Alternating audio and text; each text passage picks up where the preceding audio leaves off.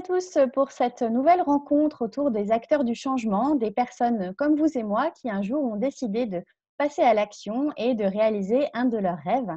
Et aujourd'hui, c'est un grand rêve dont on va parler, celui de construire sa maison. Et Amélie, mon invitée du jour, l'a réalisé. Elle a construit sa propre maison. Donc, on va aujourd'hui parler d'autoconstruction, de chantier participatif et de maison en terre et paille. Voilà, c'est tout un programme. Donc, je dis bienvenue Amélie. Bonjour, comment vas-tu? Ça va plutôt pas mal. Le soleil baigne dans la maison et donc ça fait vraiment du bien. Alors, donc Amélie, tu as construit ta propre maison, donc c'est quelque chose qui est assez étonnant pour la plupart d'entre nous, voilà, qui n'avons pas l'habitude de ça. Comment est venue cette idée de construire votre maison avec ta famille? Alors en fait, ce projet, il vient en résonance avec beaucoup d'éléments, et ça a démarré il y a maintenant 8 ans. Mon propre, chemin personnel en tant que femme, à savoir quels étaient mes choix pour moi et mes enfants. Qu'est-ce que j'avais envie de continuer à vivre dans mon chemin et également le chemin de mon compagnon. Donc c'est vraiment, un duo qui a vraiment nourri ce projet avec, le questionnement de quel est l'impact de mes choix sur la planète et sur l'humain. On était classiquement dans un schéma avec une maison, un emprunt sur 25 ans, une belle voiture et on s'est dit: «Bah, en fait, on n'a peut-être pas vraiment envie de ça, ce schéma qu'on nous propose étant jeunes dans nos études». On avait plutôt envie de vivre, avec plus de légèreté notre chemin et donc moi, j'ai commencé à m'inscrire, dans le mouvement des colibris, Pierre Rabhi, voilà, de rencontres en lecture. Ça te fait une sacrée boule d'énergie et en même temps, ça te rassure parce que tu as l'impression de ne pas être tout seul. Et puis mon compagnon Philippe, lui, c'est un moment de rupture avec sa carrière professionnelle, 20 ans dans l'informatique et s'est dit: «Bah non, en fait, j'ai plus envie de ça». Donc lui, il a fait des rencontres autour de la permaculture, un cours certifié de permaculture. Il est rentré du cours certifié, il m'a dit: «En fait, on arrête tout». Je fais: «Ah oui, là, tu es sûre là maintenant?» Donc, le déclic, il s'est fait à ce moment-là, il s'est fait à la rupture Ouais, professionnelle ouais, de Philippe. ouais, exactement et puis moi, ça venait vraiment en complément du chemin que j'avais déjà fait un peu avant, avec l'arrivée de mon premier enfant et la rencontre des colibris. D'accord. Et donc, qu'est-ce qui fait qu'on passe, du rêve et du projet qui mûrit doucement à l'action où on se dit: «Bon, bah, voilà, là, ça y est, on y va et on démarre»? C'était quoi les premières décisions? Bah, les premières décisions, c'est vraiment de se libérer de tout ce qui nous empêche de mettre en œuvre nos rêves. En l'occurrence, pour nous, c'était vraiment les chaînes financières. Donc, on s'est libéré de toutes nos dettes pour repartir le plus léger possible. Ensuite, ça a été de se former, puisque construire une maison, quand tu sais juste poser une étagère d'une grande ancienne suédoise, tu as quand même un gap à franchir. Donc, on s'est formé. Et comment on s'est formé? En allant sur des chantiers participatifs. Voilà, on a fait des recherches. Sur les autoconstructeurs, on n'est pas les premiers et il y a une belle solidarité dans le réseau des autoconstructeurs. Donc, voilà, Philippe est parti pendant 2 ans, donc pas de manière continue, hein, de manière épisodique pour garder quand même notre vie de famille, pour pouvoir étudier toutes les étapes de la construction. Et voilà, moi en parallèle, j'avançais aussi sur la réalisation du projet, sur les choix des matériaux, sur la conception même de la maison, parce que quand tu décides d'auto-construire, en fait, tu es libre de tout choisir. Mmh. Et ça, c'est vraiment chouette. C'est pas un constructeur ou un promoteur qui va vous dire: «Ah, mais madame, vous pouvez faire ci, vous faire ça c'est tendance». Ben non. En fait, tu connectes ton habitat à ton cœur, à ce que tu as envie de faire et à comment tu vas imaginer tes usages dans ton habitat, quelle est la vision et quelle va être la rencontre entre toi et les matériaux que tu vas utiliser dans ton habitat. Donc voilà, donc 2 ans de formation, une très belle rencontre avec deux copains, donc Pascal et Chenli, qui sont en Poitou-Charentes, qui ont été la grosse source d'inspiration, puisque eux aussi ont auto-construit leur maison avec inspiré des principes de la permaculture, à savoir prendre soin de l'homme, prendre soin de la nature, collecter l'abondance et la redistribuer. Et donc se dit, bah oui, c'est ça dont on a envie et de tendre aussi dans notre habitat vers une autonomie énergétique. Donc voilà, je dirais se libérer de ces chaînes, se former et faire des rencontres inspirantes. Et les peurs du coup qu'on a, c'est quoi les peurs qu'on a quand on se lance comme ça? Les peurs, en fait, au début, je crois qu'on ne s'est pas trop questionné sur les peurs parce que justement, le fait d'avoir pu faire plusieurs chantiers participatifs, ça nous a permis de petit à petit d'être en mode checklist, de dire ah bah ça, on a envie de ça pour réaliser le projet, aussi bien d'un point de vue opérationnel que dans les choix des matériaux, les différentes étapes. Euh, et, et là, si, quand même la peur, faut être honnête, c'est de se dire bon, comment on va continuer à assumer tout simplement nos besoins primaires. Mmh. Se loger, se nourrir et se chauffer, sachant qu'à l'époque, j'avais déjà un premier enfant, le deuxième allait arriver. Et donc là-dessus, on a fait le choix, aussi en s'inspirant avec nos rencontres, de se dire, bah, OK, ça va être moi, Amélie, qui va continuer à, à, à avoir une activité rémunératrice. Et puis, ça sera Philippe qui sera à 100%, son job, ça sera vraiment la maison. Donc, une fois qu'on s'était mis d'accord sur cet équilibre-là, j'avoue que ça nous a fait du bien et de se dire, OK, c'est ça qui va nous permettre de maintenir le cap. Et les peurs, je pense qu'elles sont plus arrivées au fil du chantier et des différentes étapes du chantier. Il y a eu des Où, difficultés, ouais, il y a eu des moments un peu difficiles. alors, en fait, même si tu as défini les différentes étapes, quand tu choisis de construire ta maison avec des matériaux naturels, tu es connecté à la saisonnalité. Donc, tu ne peux pas utiliser des matériaux naturels, effectivement, dans la période hivernale. Voilà, il y a des conditions de stockage qui sont à respecter. Sinon, les matériaux, au lieu qu'ils soient durables, ils deviennent compostables. Et quand même, c'est pas trop l'objectif. Donc voilà, il y a vraiment de pouvoir garder le timing que tu as posé toi dans le temps, dans ton projet, et comment les aléas de la nature, des fois, viennent vraiment complètement chambouler. Voilà, une toute petite anecdote, même si peut-être on rentre dans le détail, mais pour la maison, pour construire la maison, on a eu besoin de 900 bottes de paille. Euh, et bien, le premier fournisseur, donc le paysan juste à côté de chez nous, nous appelle, nous dit ah bah, ça y est, vos bottes sont prêtes, on va les chercher dans le champ. Elles étaient à moitié paille, à moitié de l'herbe. Et je dis ben non, moi ça m'intéresse pas, des bottes compostables. Je construis une maison, je vais pas faire un potager. Et voilà, donc du coup, tu te retrouves sans bottes alors que tu avais prévu de 100 bottes de paille, alors que tu avais prévu de construire. Donc voilà, ces peurs, en fait, elles arrivent à des moments où ben, ça te met aussi face à tes choix. Mais le fait d'avoir été vraiment très solidaires, Philippe et moi, ça nous a permis de se poser, de dire, OK, on a cette situation, c'est globalement, dans toute situation, il y a un cadeau. Quel est ce cadeau dans cette situation? Et voilà, et au final, les peurs, petit à petit, on a réussi, nous, à les franchir en étant vraiment connectés, lui et moi, et en étant attentifs à ce que moi, je ressentais, ce que lui pouvait ressentir.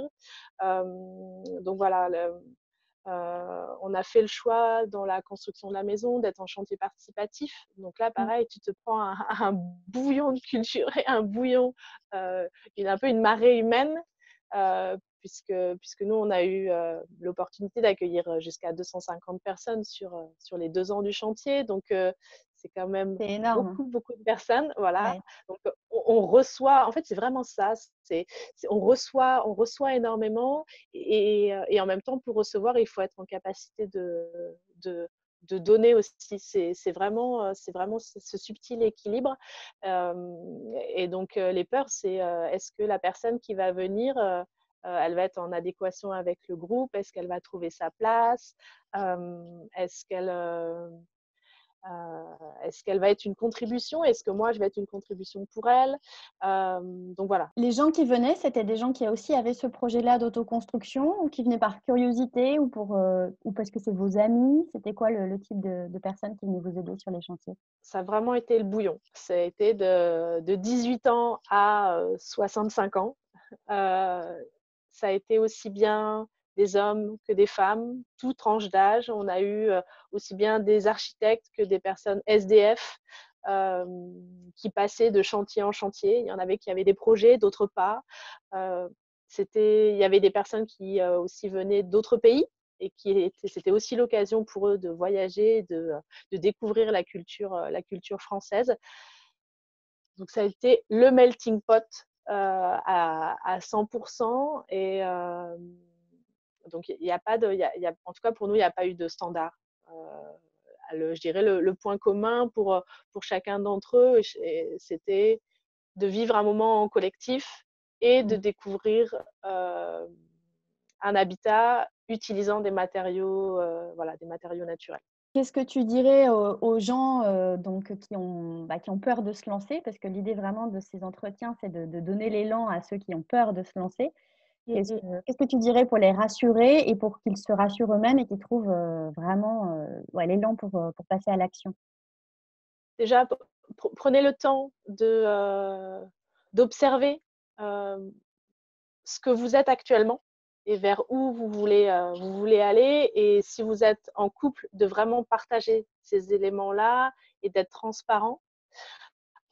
Ensuite, d'aller rencontrer d'autres projets. Nourrissez-vous de ceux qui ont déjà fait.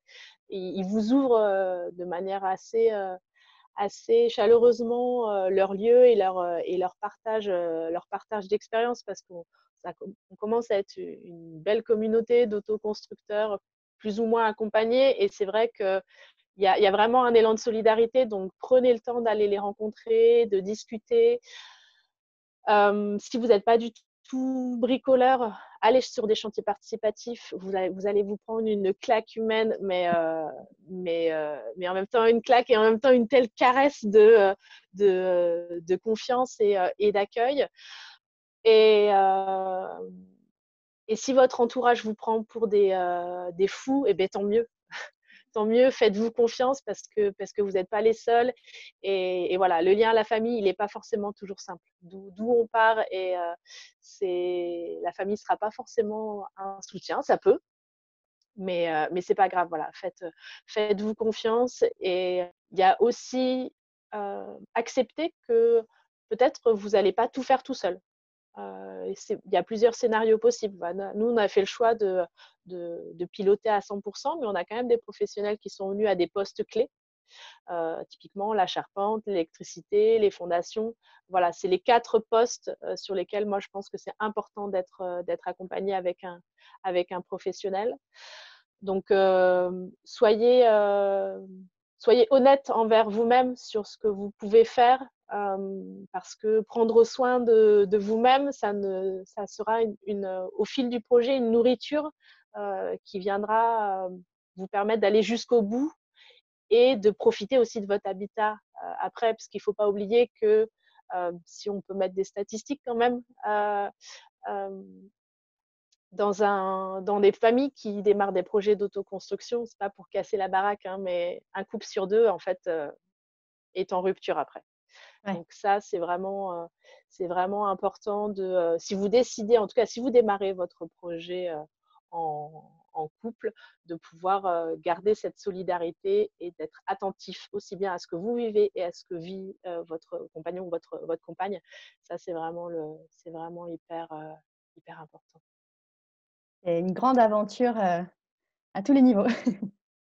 Oui. Aujourd'hui, donc, vous vivez, ouais. Aujourd'hui, vous vivez dans la maison.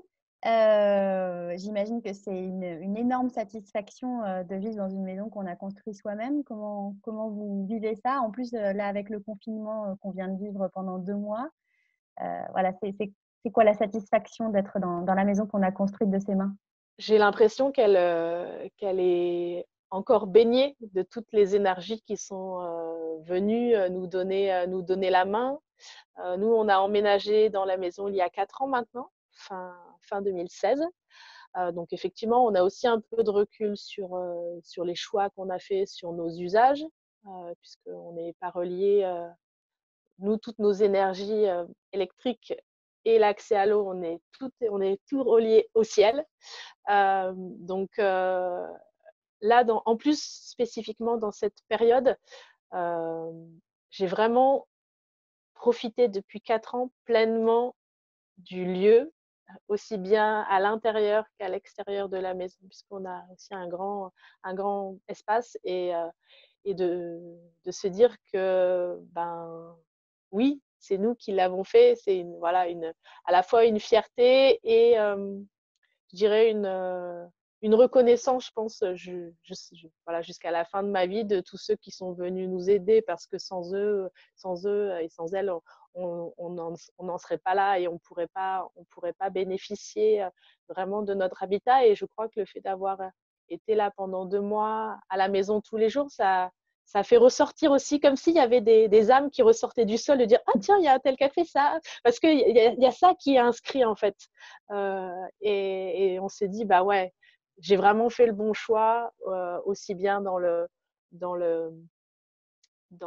l'identification du lieu et ce qu'il est actuellement, puisqu'on commence aussi là, en ayant 4-5 ans de vie sur place, on commence à voir dans les éléments naturels, il y a voilà, le verger commence à donner ses fruits, on a des plantes qui repoussent toutes seules, donc c'est là tu commences à percevoir la magie que tu avais imaginée parce qu'on a démarré en 2012, ce chemin, il y a 8 ans, te dire, ah oui, on m'avait dit qu'un lieu aménagé en permaculture mettait à peu près 10 ans à se mettre en place. Bah, tu commences à avoir voilà, des faisceaux d'indices comme ça, et tu dis, bah oui, ça c'est bon, parce que tu commences vraiment à être en connexion avec ton lieu. Donc ouais, c'est chouette, et je suis bien là où je suis dans mon cocon. Et une maison terre-paille, C'est vraiment c'est très agréable. confortable hein, à vivre. C'est au niveau du confort thermique, de la respiration de la maison, c'est très agréable. Ouais, c'est vrai que le choix qu'on a fait sur ces matériaux naturels, d'associer de la terre crue, donc la terre qui est sous nos pieds avec de la paille, nous on les a choisis pour plusieurs points. Alors déjà un aspect militant, et de se dire ben militant, et puis militant dans le sens où ben, typiquement, la paille, elle vient du paysan d'à côté, donc on soutient l'économie locale. On va utiliser une ressource qui a du coup un bilan carbone assez bas, puisqu'il n'a pas fait des milliers de kilomètres pour venir chez nous. Et après, dans l'usage au quotidien, effectivement, tu vas avoir un usage, je dirais, thermique, énergétique, puisque la terre, ben, elle emmagasine toute la chaleur du soleil, elle va te la redistribuer de manière assez lente, donc voilà, c'est très agréable.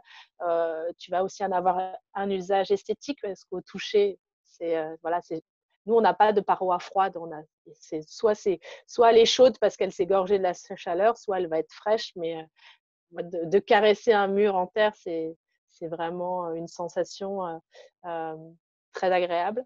Et et après aussi d'un point de vue acoustique, voilà, la masse de la terre permet d'accueillir voilà, l'ensemble des bruits. Et nous, on a un piano, et c'est un des éléments qu'on a remarqué en fait quand on est arrivé, qu'on a installé le piano, on se dit ah ben on redécouvre encore l'instrument dans un autre univers acoustique.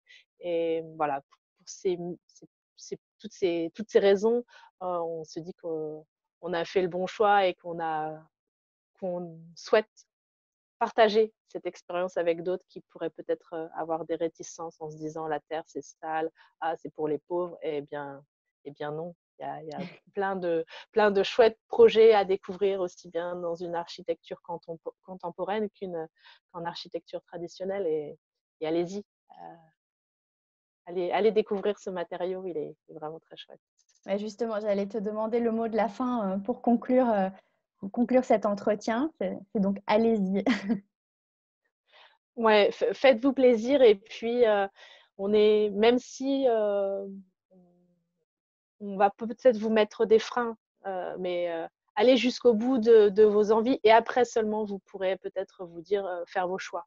Mais n'écoutez pas les choix des autres, ils vous regardent depuis leur propre, cadre de référence donc avancez sur votre chemin, allez rencontrer, allez discuter et inspirez-vous les uns des autres et vous trouverez, et faites-vous confiance et au fur et à mesure, vous verrez des cadeaux vont s'ouvrir sur votre chemin. Merci Amélie, en tout cas, toi, tu es très inspirante, donc merci beaucoup d'avoir pris, ce temps-là pour partager avec nous et puis, bah, j'espère que ça vous a plu, que ça vous donnera envie à vous de vous lancer ou tout au moins d'aller tester, des ateliers, des chantiers participatifs et des ateliers de terre crue, pourquoi pas. Avec Amélie, si vous êtes dans la Gironde, avec son association Chapeau et Bottes, c'est possible. Et puis, bah, je vous dis à très bientôt pour une autre rencontre avec une autre personnalité inspirante. À bientôt. Merci Camille, à bientôt.